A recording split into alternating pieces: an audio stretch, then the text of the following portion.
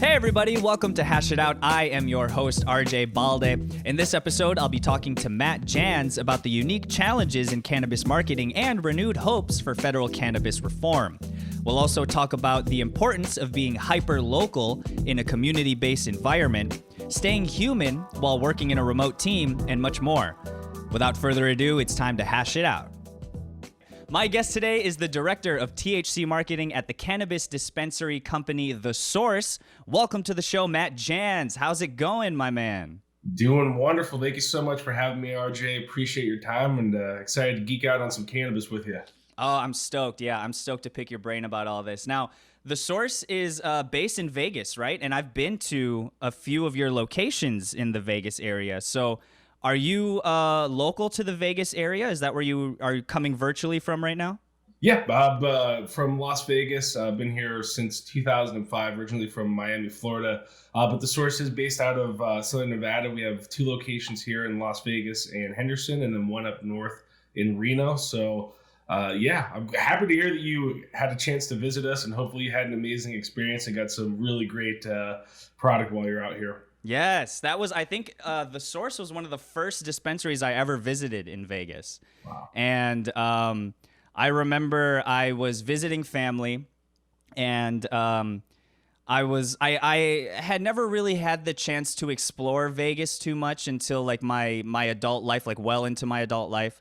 So this was a few years ago, and I took a bus from here to SoCal to the Strip, and they just dropped me off in the Strip, and then I just kind of wandered around for hours in the summer sun, right? Ooh. And then I walked to The Source, and I know you probably know the idea of the distance between the Strip and the closest The Source location.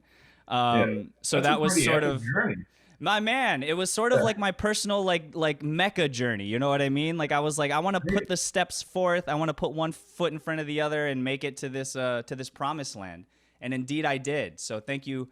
I thank you and your team for being there on the horizon for me in my time of need.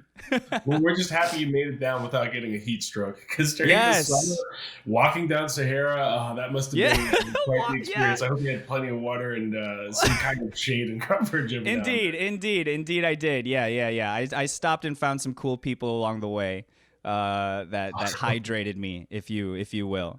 Awesome. But hey, man, you know what? It's February now. We're almost a week into February at the recording of this. How has your 2021 been so far?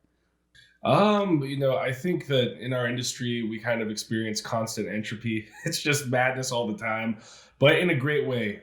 We have been making some tremendous strides at our Reno location, just growing that business, watching the community really start to endorse and become, very great Source customers. And we've seen great progress in our Southern Nevada locations. We're actually poised to open 4 additional locations this year. So we're just ramping up for all kinds of exciting growth and expansion.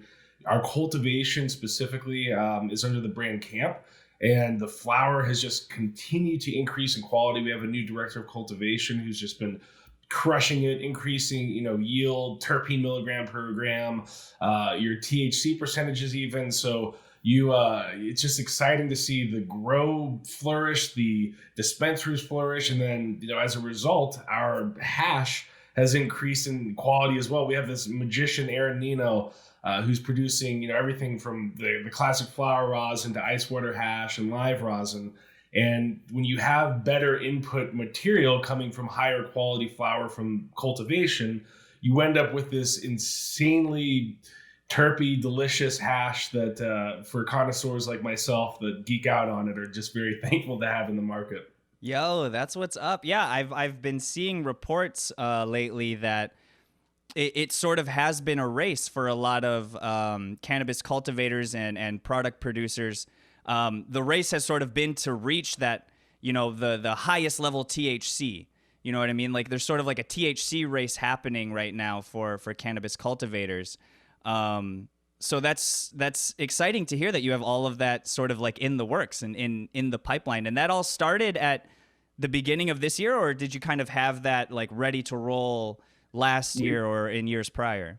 Bill Campbell's our new director of cultivation, and he fortunately joined us right before the pandemic. I feel so bad for him. He moved from Man. Denver. He has tremendous experience doing national cultivation, and being based out of Denver. He's just a part of a mature market that gets it, that understands the importance of quality, that isn't focused on THC chasing, that's focused on terpenes and quality hash that's a safe, solventless product.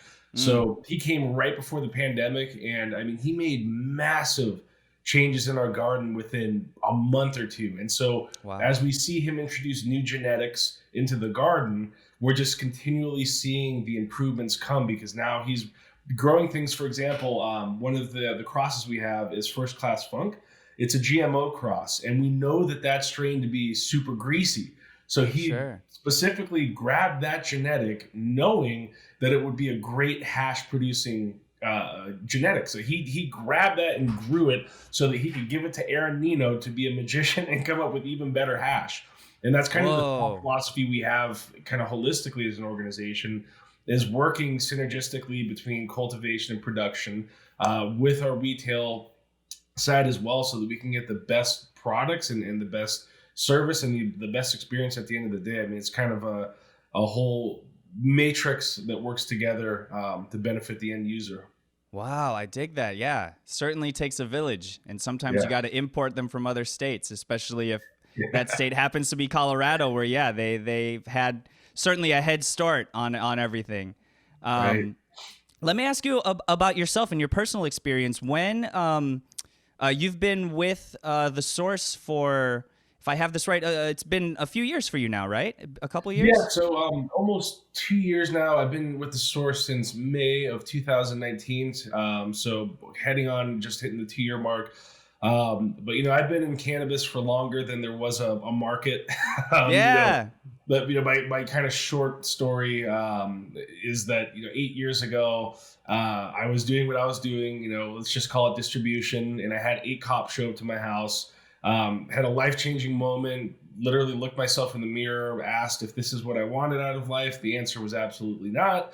Within 6 months, I had lost 100 pounds. I was re-enrolled in college. Within 2 years, I had lost over 120 pounds. I had two associate's degrees. Within 4 years, I had graduated with my bachelor's in marketing and communications, and had started a charity. Lost, at that point, over 150 pounds. Was summa cum laude, my commencement speaker at the graduation ceremony. And basically, I had gotten my life on the straight and narrow, ironically, just to end up back in cannabis on the legal side. Yeah, yeah. Which was one of those like self-fulfilling prophecies. But basically, started out with the apothecarium during the Yeah. medical only days back in 2015. Mhm. They had me start as their marketing coordinator, but day one they asked me to write a marketing plan for them. So the heat was on right from the beginning, and Whoa. was able to progress in that organization through regional marketing manager, where I was handling the marketing for Nevada and California locations for our brand State Flower Cannabis in Valhalla.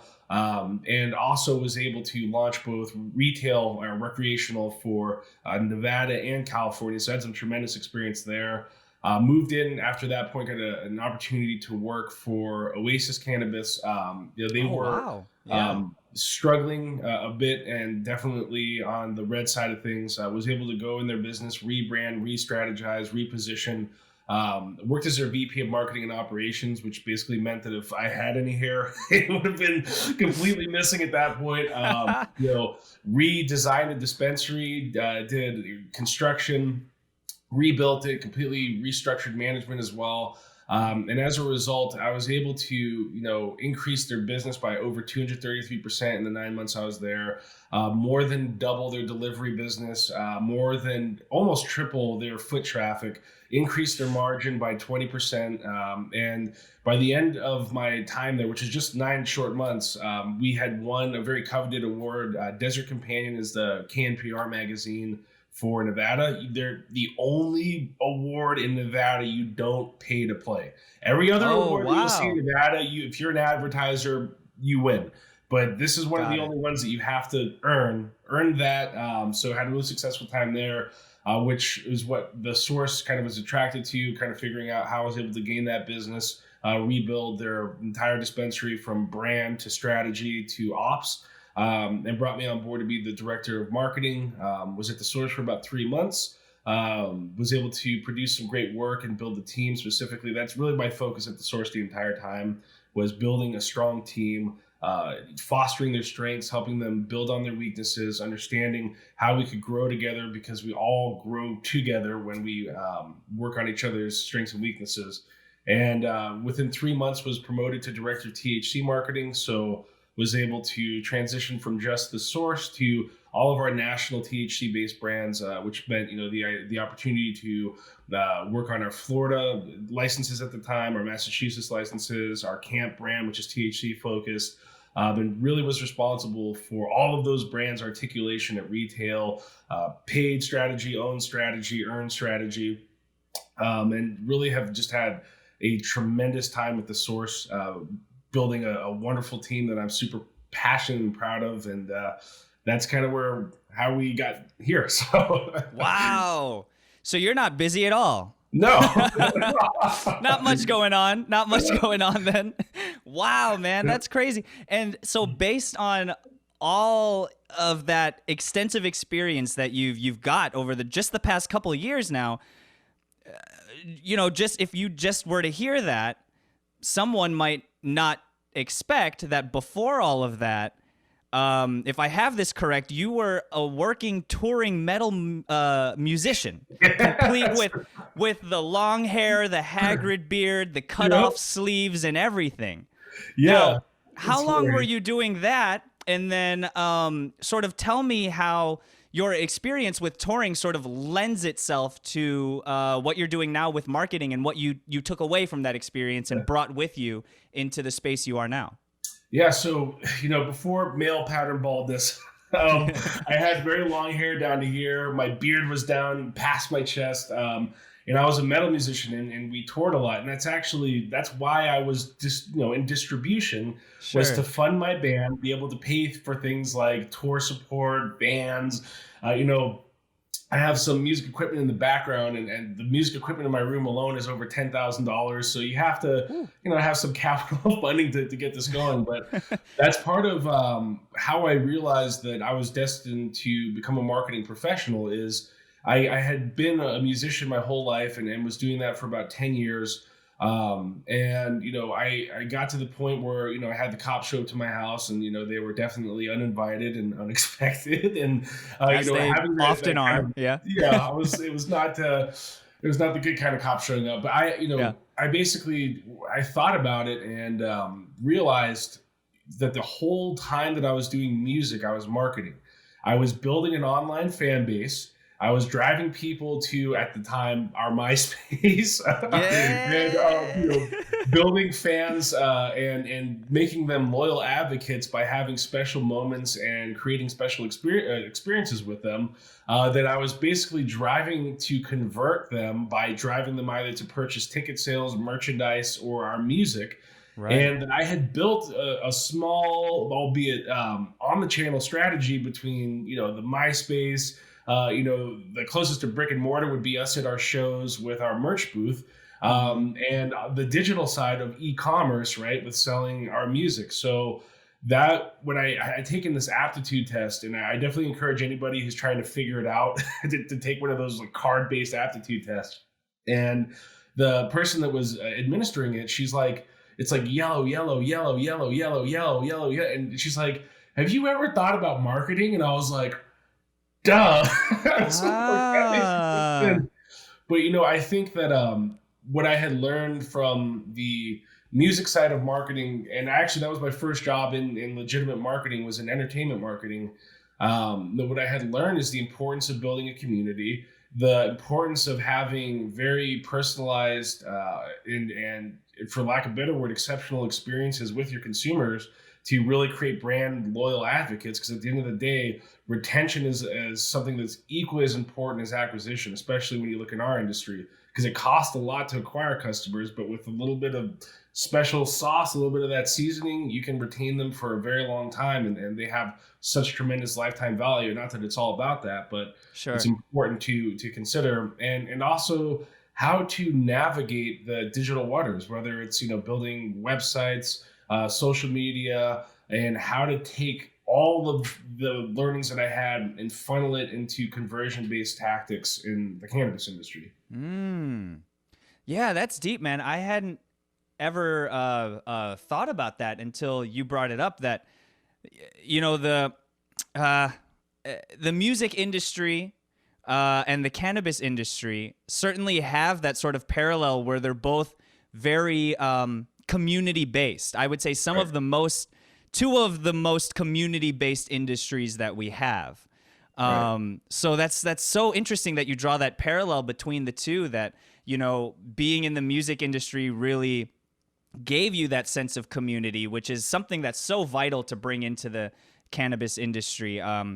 With the incoming of so many big names, big companies growing in the cannabis industry as cannabis producers, it can be easy for them sometimes to sort of neglect that community aspect for a while.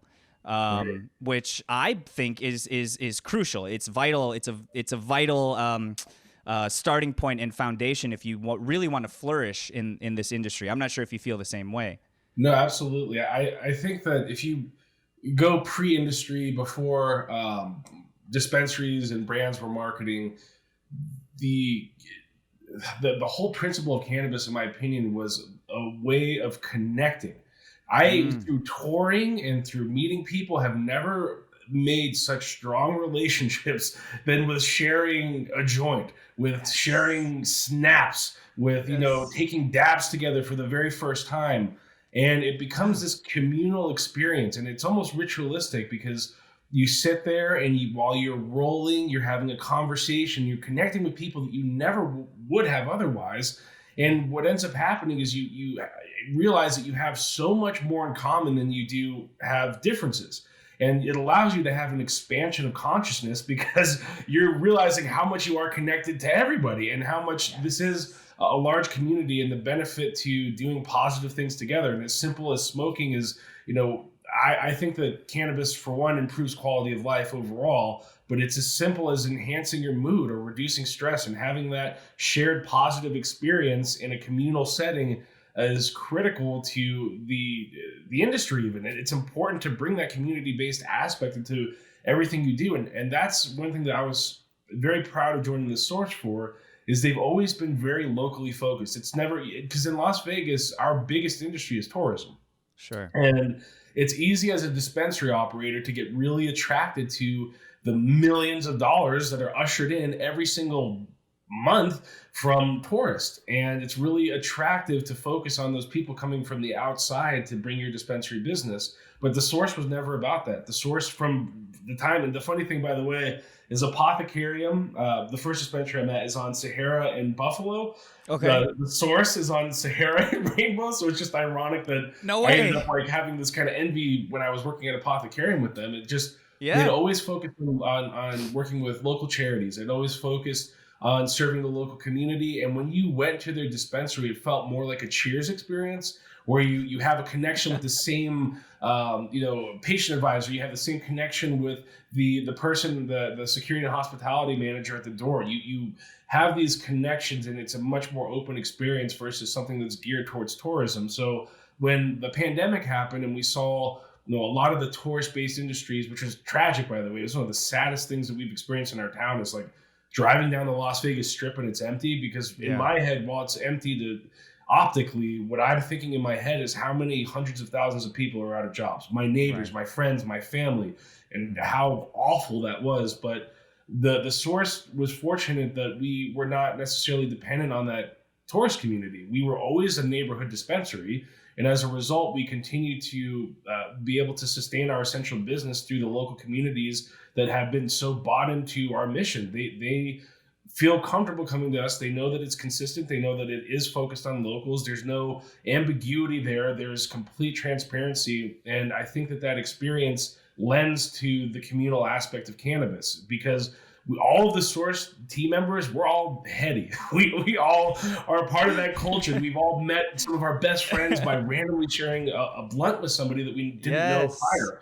And we get that idea of building community. We get that idea of connecting with others. And I think as a result, it's benefited our brand and dispensary a tremendous amount. And, from a marketing perspective, it can be challenging because we don't want to just come out and say, we're friendly neighborhood people necessarily, because that could seem inauthentic in and of itself. So, Sure.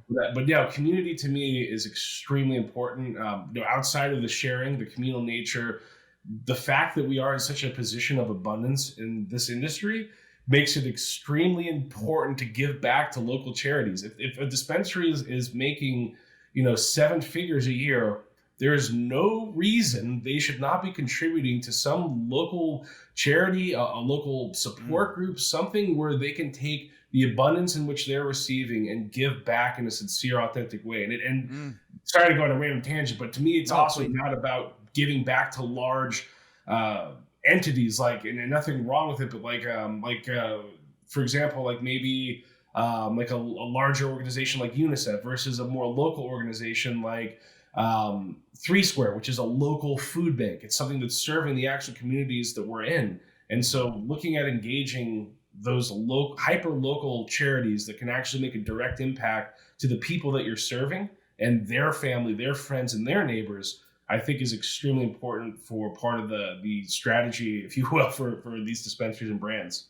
Wow, man. I love that. That's so touching that to hear that you and everyone at the source really has a focus on, like you said, that hyper local focus, and the fact that all of y'all are from that life. You know what I mean? Like you said, you guys are all, you've witnessed the power of that community firsthand, and it's because of that you put that at the forefront of your core values, man. That's super, super dope. And like you said, it is it's crucial for companies who are doing well and are flourishing, particularly in the cannabis space, where we've had to take the years since the waves of legalization began to sort of redefine the image of what a cannabis consumer is. Right. And it's through that hyper local focus and that community focus and that giving back mentality that I think has done more for reshaping the image of a cannabis consumer has than, just like sharing social media posts about, and sharing the word is great, but doing the action, I think speaks even louder in certain aspects. No, absolutely. We were not only an organization that had engaged in fundraising efforts, because that's something that requires, like you said, it's more on the back end and us contributing funds. But we also have our staff, volunteer for community cleanups. There was for some reason behind our Rainbow location, there's just a mess. It just litter everywhere, and it's just in this open field. And we took the team over, a 6-hour period on the weekend, and we cleaned that up. We've worked with 3 Square and gone and filled bags with our staff to help them package the food, which they're getting from all these distribution centers, to actually put out to the community that needs it.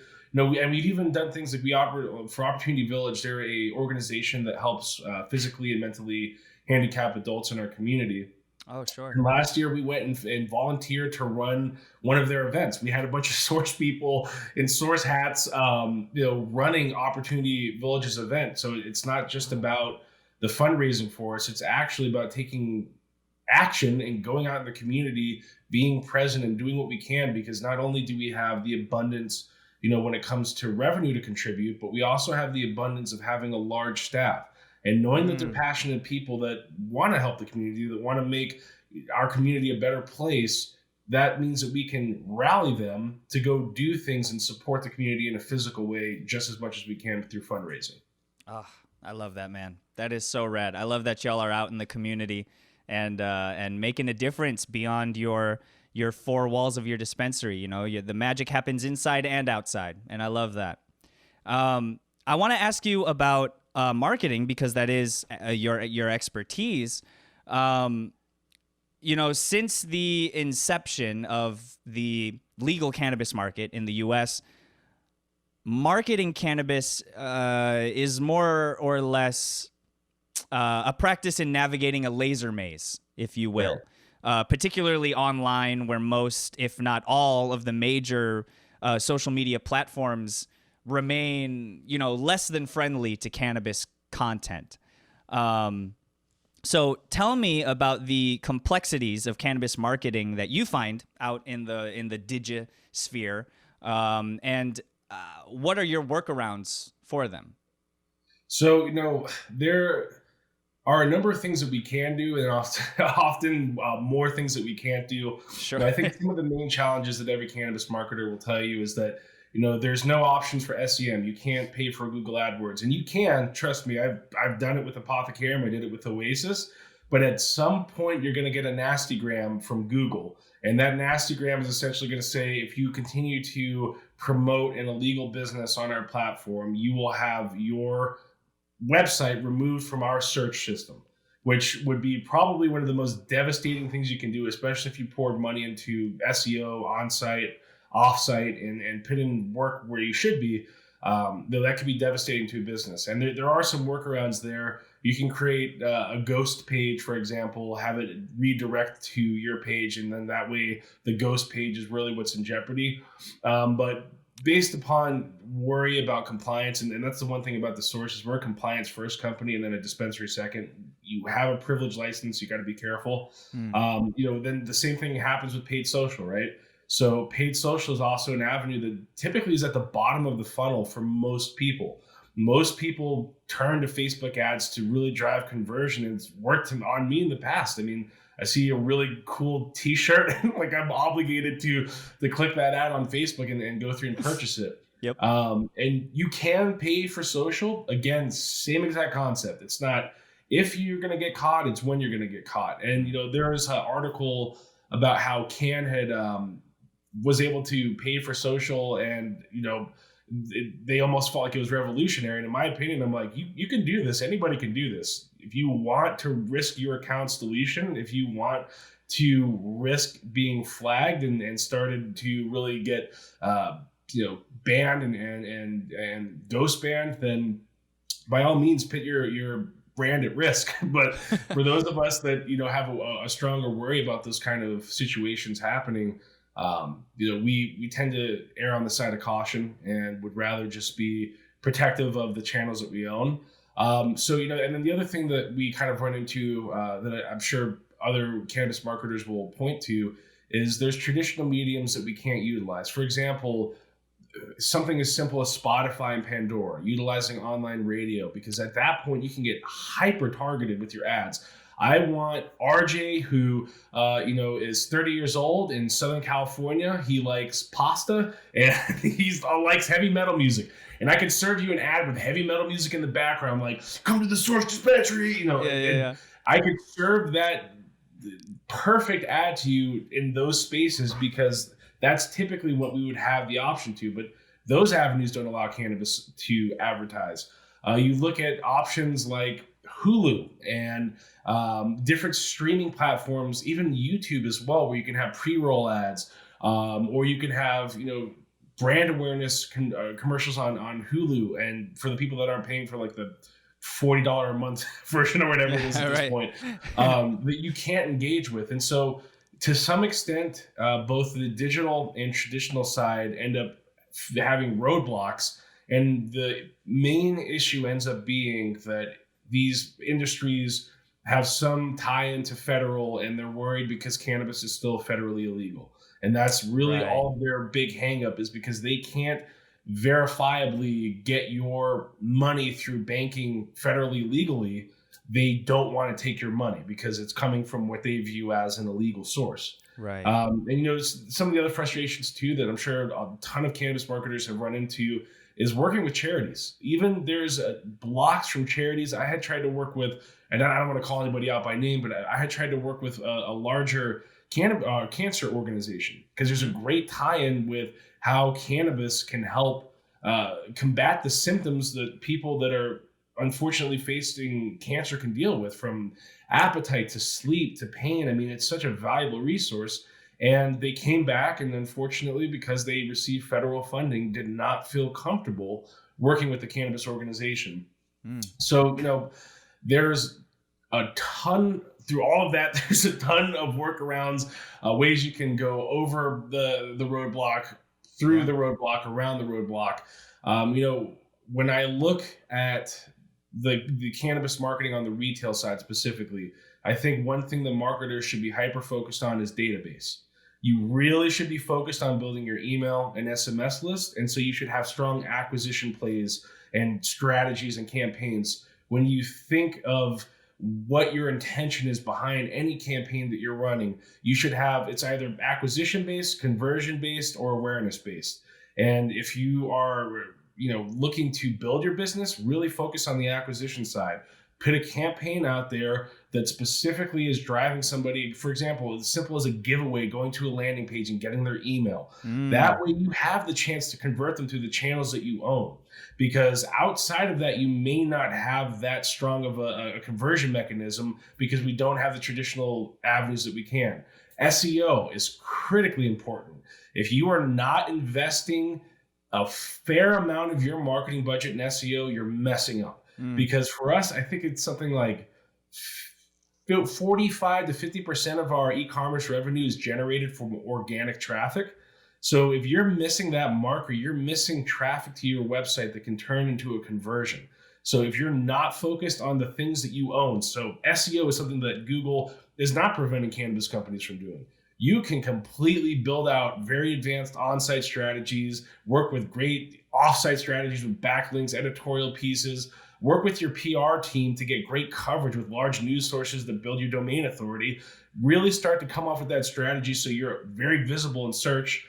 When it comes to the acquisition plays, really think about engaging ways to get people to give their information so that you can market to them in a free, open place, where I could send them an email that's like, you get 25% off cannabis. I don't have to veil it in, vague messaging. I don't have to water it down. You can be as aggressive as you want through MailChimp. MailChimp's not going to stop you. And, MMS right now is probably a huge point of contention for many cannabis marketers. I could go into a whole tirade about the carrier filtration we're experiencing right now, what a nightmare it is, but that's still a place where you could be open about your strategies and messaging, and you don't have to be too careful. And with social, what I would say is to think outside of the cannabis box. So you don't have to just work with cannabis influencers, because in my opinion, you have a dispensary like The Source. We're focused on being somewhat family oriented. We want your grandma to feel comfortable coming in. We want your mom to feel comfortable coming in. We want you to feel comfortable coming in. We're focused on being a community dispensary. We want to give back to communities. We want to help their health improve. We want to make sure that we're doing our part as a steward of good community. And a lot of the cannabis influencers, maybe they're the kind of cannabis influencer that takes a 5-gram dab. To your grandma, that's not an attractive person. That's not the right audience. To your mom even, and maybe to you, I take a 0.5-gram dab and I'm crying and snot's coming out. It's just, you have to think about your audience and knowing your audience, how to speak to that audience and what they're going to engage with. So think of outside cannabis, who can help you. Look at foodie accounts in your area. Look at yogis in your area. Look at influencers that are living a family lifestyle and support the kind of values that your organization is espousing.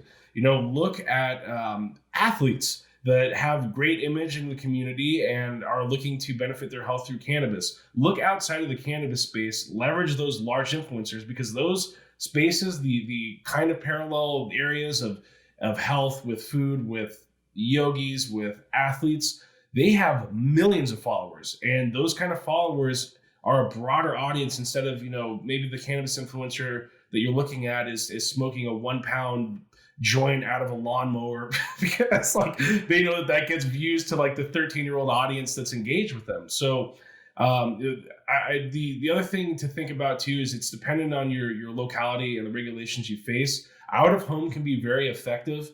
You just have to have some kind of acquisition play. General brand awareness is not necessarily going to drive business to your retail space. What we found to work really well, we went aggressive in Reno, and we ran a first-time offer that was very aggressive. And we've had I don't want to say the specific numbers, but we've had a tremendous amount of redemptions because we flooded the market with out of home, and it was not only a brand awareness play, but again, focused on acquisition. So have strategy behind the pieces of traditional that you can use.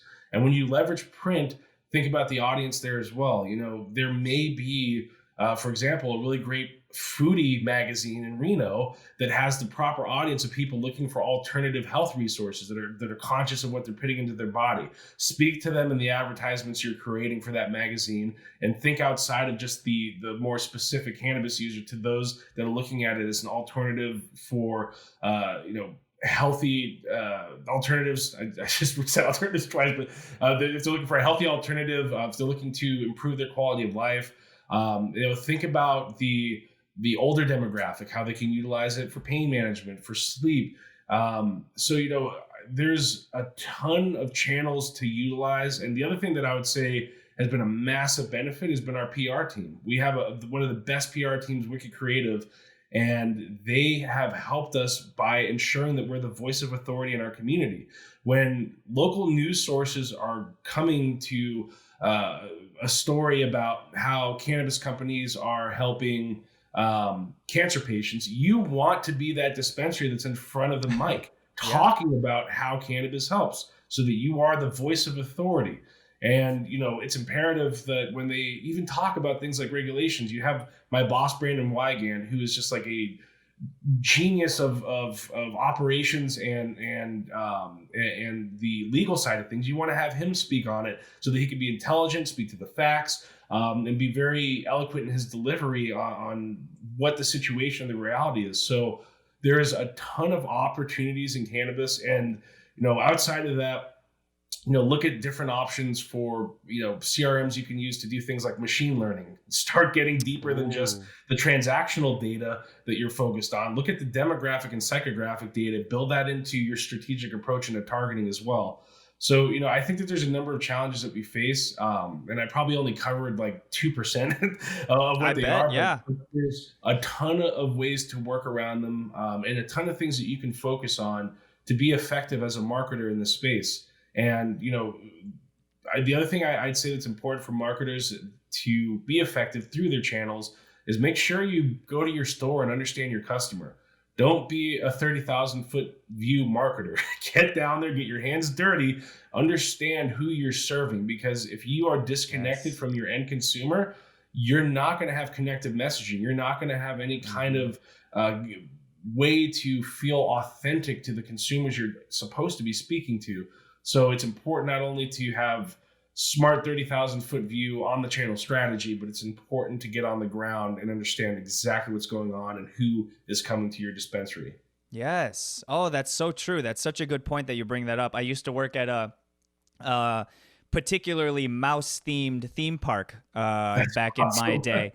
And they advised us on that. I remember they would say, we encourage you whenever you have a chance, even if you don't plan on like spending the day here, like in a vacation vibe, like if you ever have the chance to just come to the park and just be with the guests that are here on a regular basis, it will help you exponentially in the work that you do. And I took that to heart, and I've taken that to heart ever since I heard it. And so I love that you bring that up, because I echo that that sentiment, that I feel like that's so important to not only have that zoomed out, wide scoping view, but also have that up close and personal view, that hyper local view that you've been mentioning. I want to ask you about how we have a new presidential administration. I don't know if you've heard, but we're now under a new age of a new presidential administration. And along with that came, Democratic majorities in both the Senate and the House, and of course the executive level. Cannabis advocates, sort of have renewed hope now for hopefully federal cannabis legalization in the near future. It was announced just this week that Senate Majority Leader Chuck Schumer, along with two other senators, said that they are planning on introducing a consolidated cannabis reform draft measure in the coming weeks. So what are your views and hopes for the future of federal cannabis legalization, and how do you see that changing the way you go about conducting your marketing or conducting your business at the source, if at all? So, for the new administration, part of what they had promised was decriminalization. Sure. I don't have enough information on whether or not they're going to be able to fulfill that, or that's going to be something that they prioritize. But we do have hope that either within this administration we'll see decriminalization or rescheduling. And in either way, I think the very first thing that happens is that we have access to banking. And when we have access to banking and we can have federally legal routes for our money, I think that at that point, the marketing floodgates open completely. Now I am going to be able to advertise with Spotify and speak to RJ, who's 30, who lives in SoCal, who likes heavy metal music and pasta, and be able to give you the perfect ad for the best price. Because part of the frustrations that I'm sure a lot of cannabis marketers experience now is there are digital options. Lead generation through, banner ads and through digital networks. And they, to be quite honest, suck. They're not effective. I mean, you're getting such a small return for such a massive investment. And if you're a large MSO, you probably have enough money to invest in those kind of tactics. But when I can get on AdWords because I have access to banking and they're accepting our money and it's either decriminalized or rescheduled, then at AdWords, same exact thing. We were getting such great results with the Apothecarium because I was basically able to build a cannabis consumer group without having it say cannabis. And targeting that group was extremely effective in driving business. And when we have this access to being able to work with all of the things we haven't before, it's going to be a whole new ballpark. And we're going to switch to the bottom of funnel tactics like paid Facebook. Looking at SEM and being able to work with AdWords, being able to work with hyper-targeted digital campaigns, and being able to work with avenues that we haven't been able to because of the restrictions we face. I would love to get on Hulu. And, one of our core values is being seriously fun. I would love to create a seriously funny commercial that would drive people to the website because it's humorous, it's memorable, it's intriguing, and it's driving a strong sense of, urgency for them to go figure out what this brand is all about. So I think that there's a lot of hope in this administration to provide us with the tools and resources necessary to expand our industry. And, outside of that, I would hope that I think we're at 35 or 36 states that are either medical, decriminalized, or retail. I mean, at what point do we need to get 49 out of 50 before they finally flip the switch? Right. So, I'm very hopeful and getting through the really tough year that 2020 was. I think that we're all focused on a sense of renewal and hope this year. And we're in a state where I think we're making a lot of positive momentum in many of the different challenges we have been facing. So I'd hope that we see access to banking. I hope that we'd see some of these restrictions as marketers lift up. I hope that as a result, we're able to build a stronger industry because at the end of the day, outside of the health benefits and the community benefits where we're fundraising for charities and things of that nature, there's a strong economic benefit. There's thousands, over 6,000 cannabis industry employees alone in Nevada, let alone what this could do for the country, for people that are unemployed because of COVID, that have been facing financial challenges because of the pandemic. This could be a resource to not only build the health and build our communities up, but also be a resource for our economy. So overall, I'm really hopeful. I think that it's going to change the marketing landscape greatly. Though there are some really savvy retail and e-com based marketers that I think will come into the space and do some really crazy creative things. that's something that I'm always looking for. I don't just pay attention to cannabis marketing like a nerd. I pay attention to traditional and large scale marketing because I want to understand if Coca-Cola has an ad budget of 1 billion or whatever it is a year, how are they utilizing that? Because they are one of the biggest companies. What are the strategies they're employing without restrictions? What does that look like as we transition to that place in cannabis? And how can we leverage some of the strategies we know to be effective for those traditional industries with our own? Yeah. Oh, the floodgates will really be open if like you said, decriminalization or rescheduling at the very least. If either of those things happen, that'll be an amazing. It'll be so funny too that you mentioned that you'll get to essentially start at not the bottom, but you'll get to start at like the base level of marketing, which you kind of had to like work around up until now. So that'll be super interesting. And hey, if you ever need an actor to appear in your Source commercial for Hulu, man, I'm available. You got my contact. Let me know. Yeah, no, absolutely. I'd love to have you on. The thing is, part of my team structure is we always have a weekly meeting to come together and discuss priorities, tasks, ask them what they're stuck on, how I can help them. But one of the things that we were doing pre-COVID and we should start doing again is we'd have big idea meetings.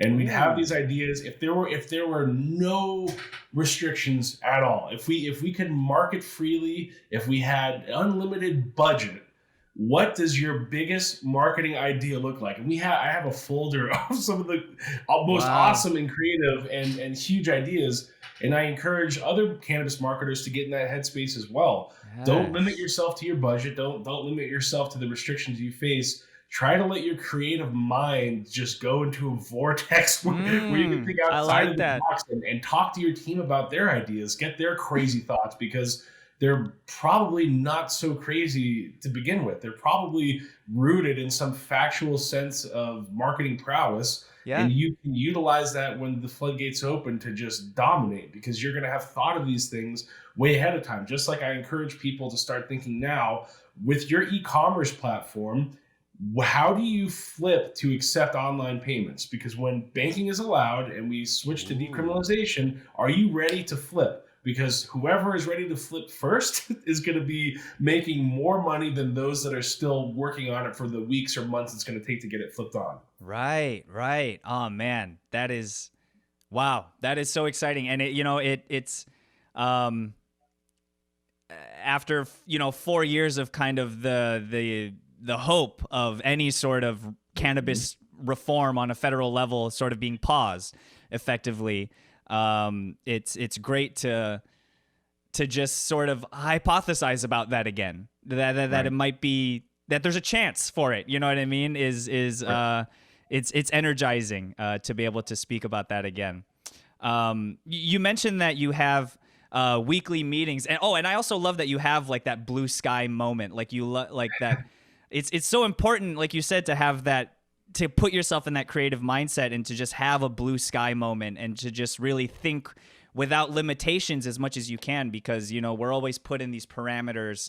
And so sometimes it can be difficult to sort of venture outside of the box. So that's awesome that you guys are doing that as a company.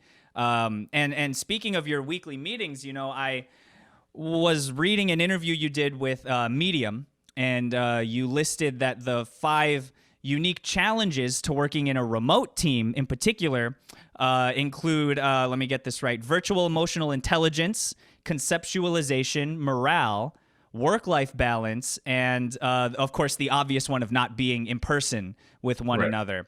I understand that you are similar to me in that you kind of got a head start on the remote work life. You got your first taste of taking conference calls and using a shared online content management system and using Slack in 2018. Now, I've been on Slack for over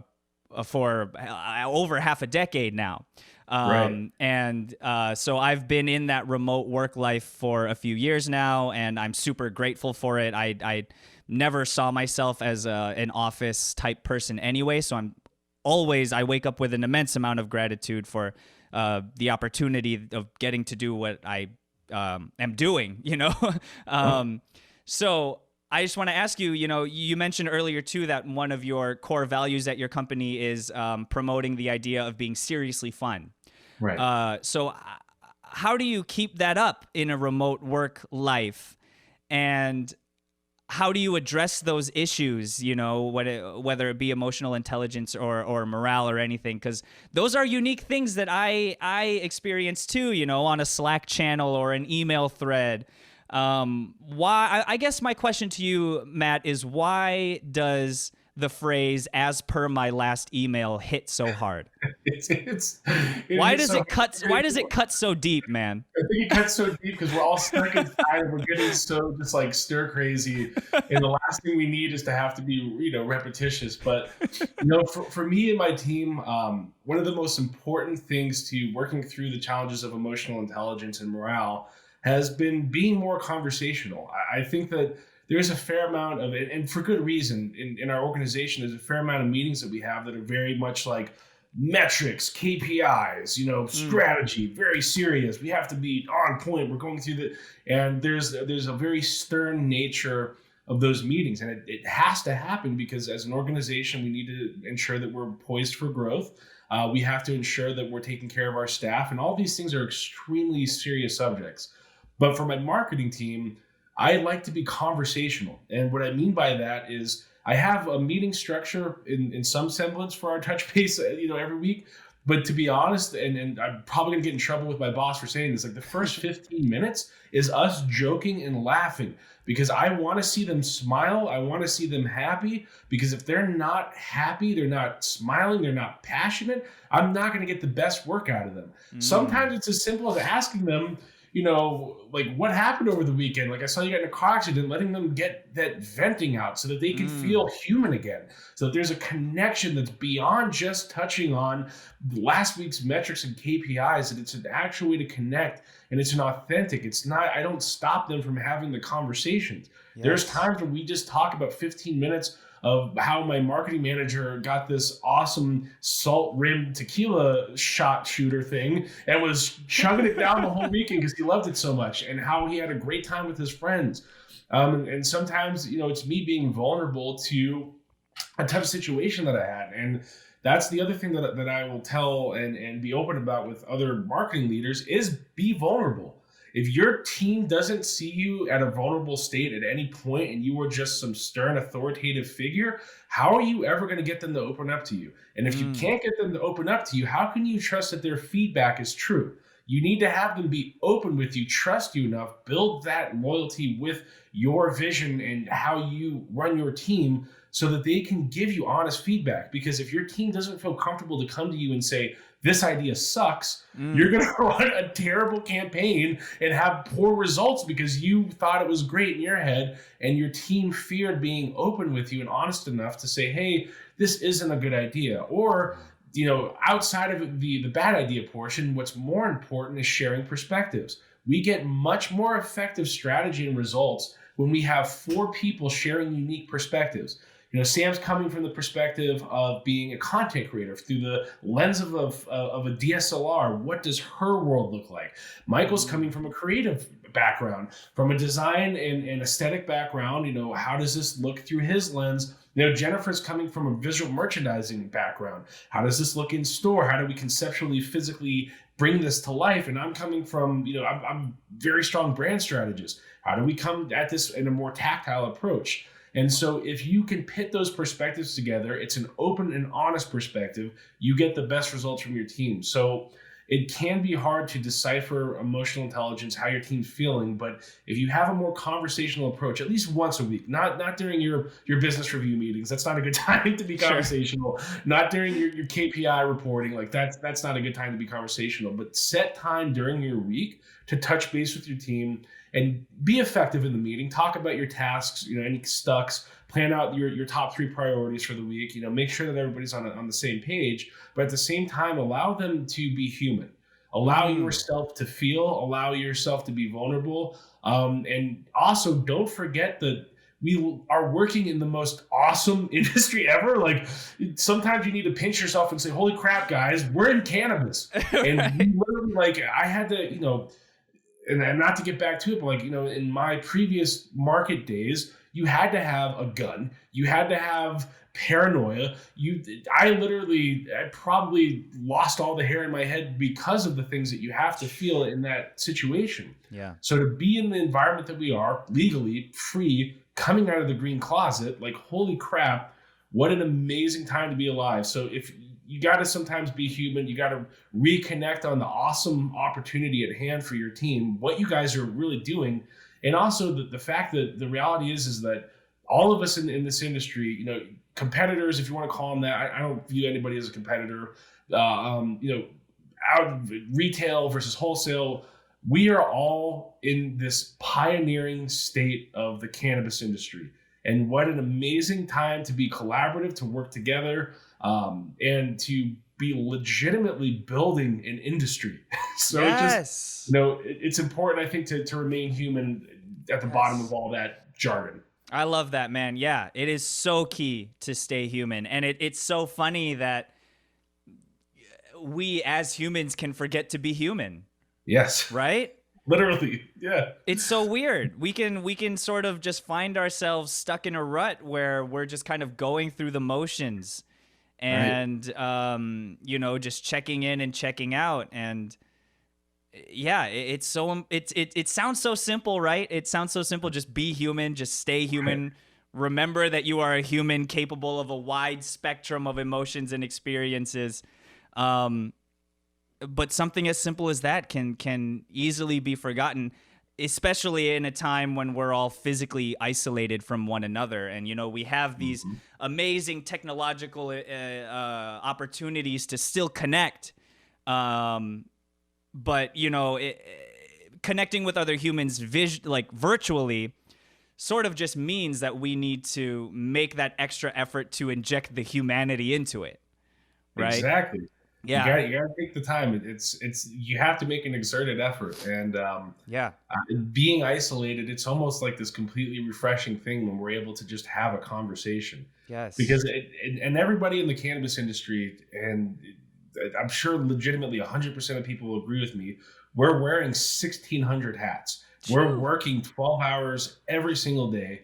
And we don't get weekends. And if you do, bless up, that's awesome. But like for the large majority of us, it's just this is such a massive grind because it's constant change. There's a constant need for innovation, and there's a constant push to perform. So that little time you can take in the week to connect, to be human, can be such a massive benefit. Because in my opinion, if you have a happy, engaged staff, they're going to perform so much more effectively than if they're constantly in the grind. If they don't lift themselves up from their nose from the grindstone and take a fresh breath of air, they're not going to be effective anymore. How can you squeeze passionate and innovative work out of somebody who's just running through the day-to-day mundane activities? You're so right. You're so right.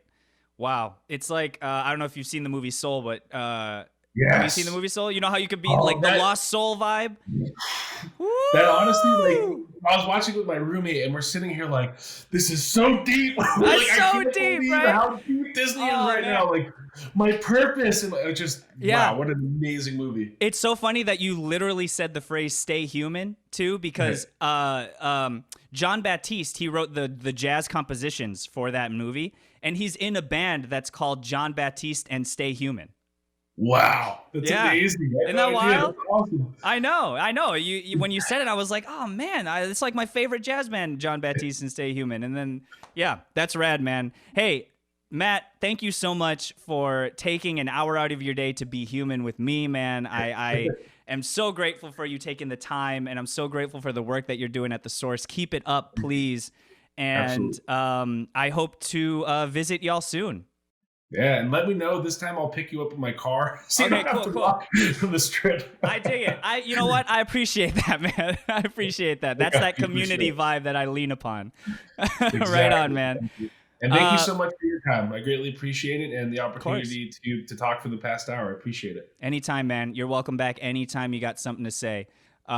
Stick around just for a second after the show just so I can say thank you to you off camera. But with that, man, Matthew Janz, thank you so much again. Thank you. Stay safe out there, and I hope to see you again soon. My thanks again to Matt Janz for joining me. If you are a member of the cannabis community and have a story you want to share with us, we would love to hear from you. You can reach the show at hashitout@TRICHOMES.com. You can help others find the show by taking a moment to subscribe to the podcast and write a review. You can also join the discussion with industry insiders and get your voice heard by joining the community at TRICHOMES.com and following us on all social media. Hash It Out is produced by David Fortin and presented by TRICHOMES.com. I am your host, as always, RJ Balde. Make sure to like, subscribe, and hit that bell for notifications, and I'll catch you next time.